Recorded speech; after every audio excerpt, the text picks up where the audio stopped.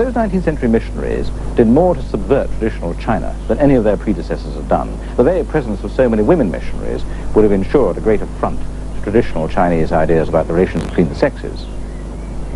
Soon Protestant missionaries were campaigning to abolish foot binding for girls. Others, who were interested in medicine and in education as much as they were in evangelism, conveyed more of the material culture of the West to China than ever before, and that was of course easier in the 19th century because of communications, as it was easier for them to bring with them their families. In one way or another then, Chinese were changed by the missionaries in many ways. Many a 20th century revolutionary or radical must have got his first ideas of modernization from a mission school or college. Many a convert was converted by what he saw as the superior wisdom and power of the missionaries. It's no wonder they were hated by the Chinese conservatives. As the 19th century went on, Chinese conservatism was able to draw on popular hostility towards Christians. In 1900, imperial officials diverted a rising against their own misgovernment towards the hated foreigners. 200 members of missionary families were murdered. This was the so-called Boxer movement. Its members practiced the traditional martial arts.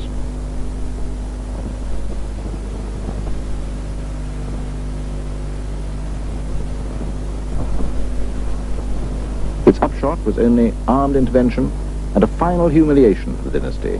Foreign troops occupying Peking and its protecting forts, strengthening the foreign hold on the concessions and ports, and taking a tighter grip on the Chinese government than ever.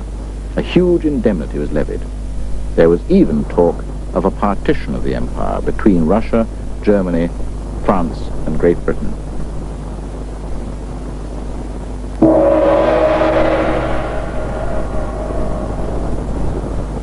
Efforts to strengthen the empire and retain China's freedom of action all seemed unsuccessful. There had been attempts to buy or borrow the Western magic, weapons, steamships, tools. There had been a genuine wish for what was called self-strengthening. Even after great efforts, though, China had not found it possible to stand up to the new barbarians. Somehow, it didn't work, like those decorative stone paddle boats into which the funds for the Navy went instead of real ships.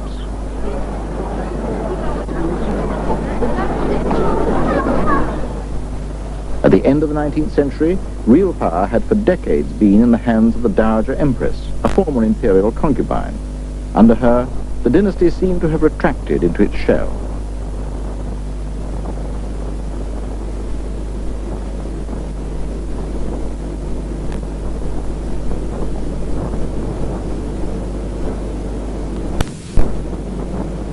It was here, on this throne, the boy emperor would sit while he gave his audiences. Out there on the carpet in front of him would be the ambassadors, or perhaps his ministers, kowtowing. Behind the throne, there was this screen, and through the screen, the people of the audience would be able to see another figure. Dimly, they would see the figure of the old Dowager Empress, and they'd hear her hissing and whispering her advice to the young boy about what he was to do and say. It was all very suspicious, very introverted, very defensive. And in a way, what had happened to the dynasty was happening to China too. It isn't really enough to blame it all on the empress. In the old ruling class, the old psychology was still dominant. Belated reforms which ended the old system of civil service recruiting and closed the examination booths would not change that.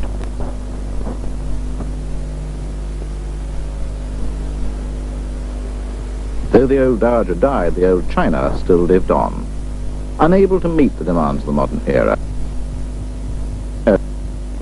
Of the West. Administratively, militarily, technically, but above all, culturally and psychologically.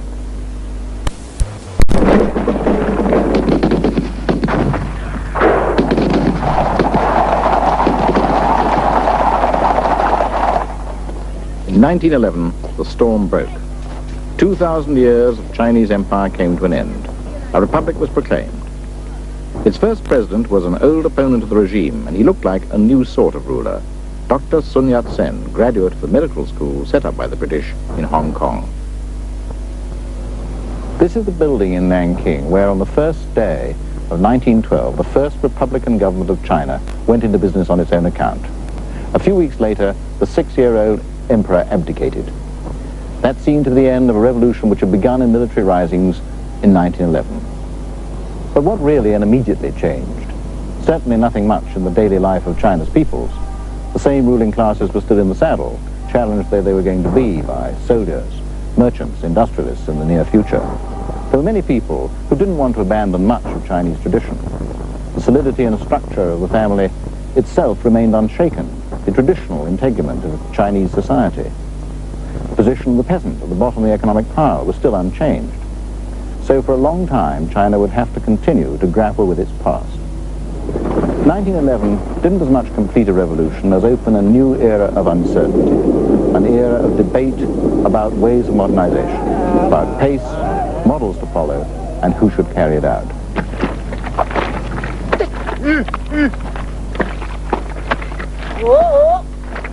Was the answer to be found in tradition, over which hung the immense weight of a countryside dominated by poverty and backwardness?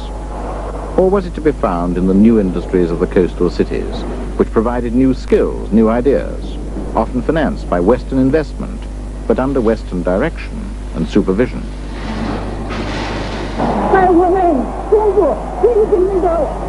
For a long time, in any case, most Chinese faced different problems. The background to their daily life was violence.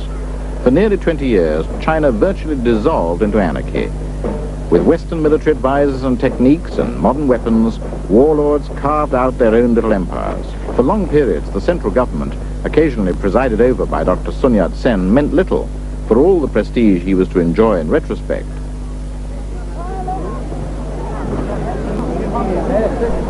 The irrelevance of the new republic to so many Chinese was one reason why the party Sun Yat-sen founded, the Kuomintang, sought after his death in 1925 to focus loyalties in a cult of his memory and his ideas. In particular, the Western-style nationalism he propounded as protection against Western exploitation. He defined his principles as nationalism, democracy, and social progress, all ideals drawn from Western political mythology, but he's commemorated in a shrine at Nanking, built on an imperial scale and in the traditional manner for the commemoration of an emperor. Surprisingly, though Chinese xenophobia had long been directed against Europeans, the new republic joined the Western allies and Japan in 1917 in order to fight the Germans. They sent labor battalions to France. They were to be ill-rewarded for it. Rather than give the Chinese what they wanted in the peace conference, the British and French decided to placate Japan. Chinese liberal and nationalist opinion was outraged. China's representatives refused to sign the treaty and walked out. The Versailles Peace dealt a heavy blow to the reputation of Western liberalism. It seemed as if principles like those of President Wilson's 14 points, which looked forward to a post-war world of democratic, free, cooperating states, had somehow been weighed in the balance and found wanting. And among those who weighed them were some Chinese intellectuals, some of them turning already to an ideology new to their country, Marxism. That too, of course, was a Western creed. But at that moment, it was the creed of a new revolutionary state, Soviet Russia. And Russia was at loggerheads with the old historic Western nations. So it was almost impossible for an Asian still grappling with colonialism not to see Marxism and communism in their Bolshevik forms as really anti-Western, anti-imperialist. Naturally, the Russians were anxious to take advantage of their situation. The Comintern soon began to interest itself in China. In the summer of 1920, the first Comintern agent arrived here. And in the following year, a very mixed group of intellectuals came together to begin to organize the Chinese Communist Party. And its first Congress was held here in the French concession at Shanghai, in this tiny room. Among those recorded as present was a young man from a peasant family in Hunan. At that time, he doesn't seem to have left a very individual mark on the origins of the party, and perhaps he already had a view of its future which was slightly different from that of some of his colleagues. Nevertheless, he was going to be the man who made it the primary political force in China. His name was Mao Zedong. From other sources, too, Western influences began to penetrate the Chinese elites more deeply in the 1920s. Students went abroad in increasing numbers, some to Russia, but many more to Europe and the United States, to the liberal capitalist West. One future leader of communist China studied in Paris, though, like many others, he identified himself with the left. His name was Zhou Enlai. As editor of a student newspaper, he borrowed his slogans, though, just as happily from Abraham Lincoln as from Karl Marx.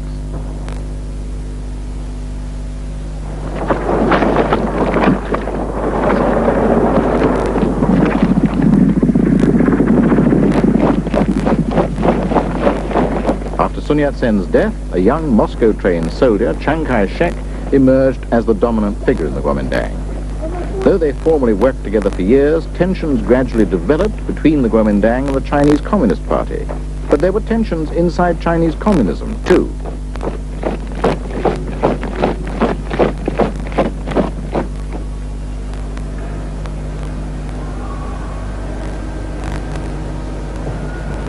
This former Confucian temple in Canton is one of the first places where Mao stepped forward clearly as a leader inside the Chinese Communist movement. He ran courses here for a time for party workers from the countryside in Marxist theory and guerrilla warfare. That rural emphasis was going to serve the party very well in the long run. At that time, Western European socialists tended to look to Moscow for orthodoxy in matters of Marxism, and Moscow taught that you could only base a revolution on the industrial proletariat. Mao wanted to get the Chinese party away from that line. He wanted to get them to trust the peasants. And in the end, he was successful. That made sense. It made sense in terms of China's conditions, the mass of rural poverty which provided a great revolutionary potential in the countryside. And it made sense, too, in terms of tradition. The tradition of egalitarian, utopian revolts like those of the Taiping, which tried to tap new moral forces and change men's wills, and not just wait on the blind forces of history as the Moscow theoreticians preached. So began the training of China's rural masses in techniques which were to triumph when the Soviet textbook strategy of collaboration with the nationalist Kuomintang and relying on the industrial proletariat had failed.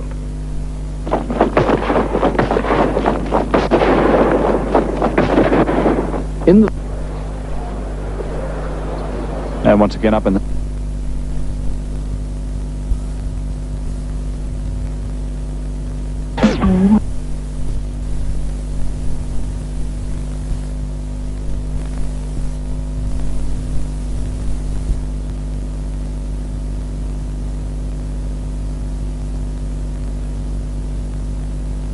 Europe's civilization.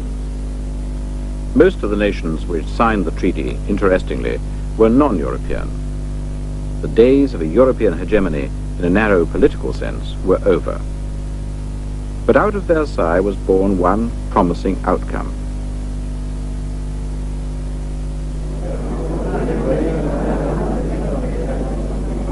The League of Nations was eagerly supported by those who sought a means of peaceful resolution to future disputes.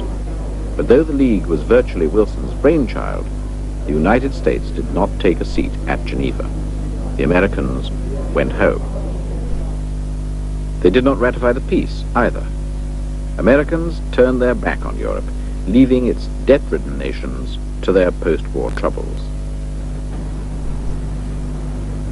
In 1918, Europe was at the edge of economic collapse. Many countries faced starvation.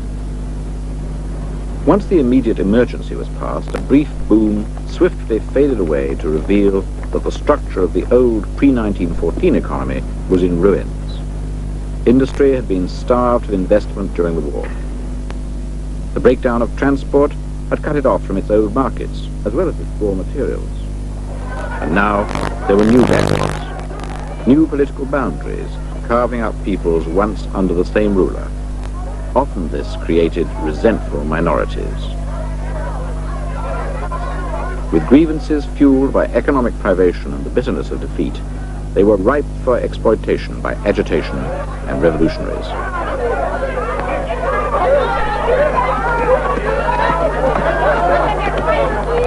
The revolutionaries had got to work while the war was still going on. In early 1917, the war weariness of Russia finally turned on a monarchy whose authority could be traced back to Byzantium. After months of uncertainty and years of civil war, there emerged in Russia a new sort of state. Once again a despotism, but a despotism in the name of a collective cause. The new state was proclaimed the property of the workers of Russia, led by an elite acting ruthlessly in their name. Ideologically, it was an atheistic and materialist regime, proclaiming itself the leader and promoter of working-class revolution in all lands. The potential superpower was now to continue along the road of industrialization and military strengthening in the name of a revolutionary idea. This was a great international fact, as the ideas of the revolution began to travel beyond Russia and found receptive soil elsewhere.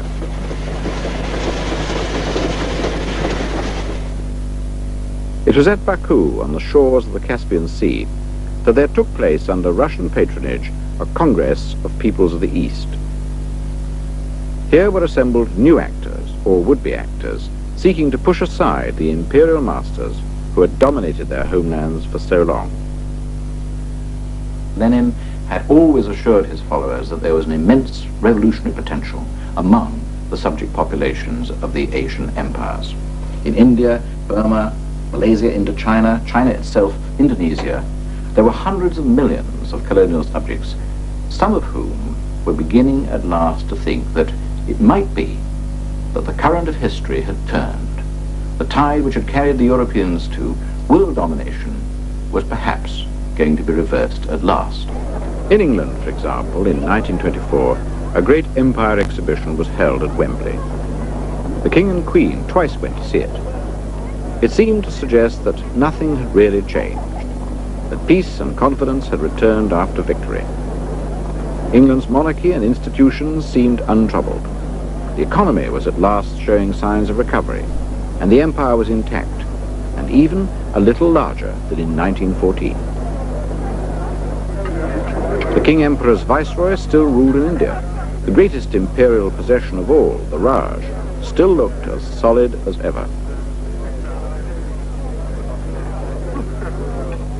In the 1920s, the European masters could still behave as if nothing had changed in the imperial world. But a shadow was falling across the Asian empires, and it grew harder and harder to ignore. Japan had come a long way since the Meiji Revolution brought back the emperor to the center of her political life and launched her on the process of modernization. The coronation procession in 1928 of the Son of Heaven had a thoroughly European appearance. In 1904, she had been the first Asian state to launch and then to win a major war against a European power, Russia. That had been a landmark in the process by which she became a great power. The Great War had given her new freedoms to pursue that road. The economic demands of the Allies accelerated her industrial growth. It created a modern arms industry. Meanwhile, the waning of Western power in Asia gave her greater opportunity to use her own new strength. Japan had been the first non-Western power successfully to adopt the dangerous gifts of the West. With armed forces modeled on those of Western countries, she followed the earlier European examples, using them increasingly to bully and intimidate her Asian neighbor, China. Paradoxically, even as Western ideas were spreading in Asia, those ideas seemed to be losing ground faster than ever in Europe, the old heartland of the West. One symptom of this was the sudden runaway success of a book published at the end of the Great War by a German schoolmaster, Oswald Spengler. The title of his turgid, confused, almost unreadable volumes had a dramatic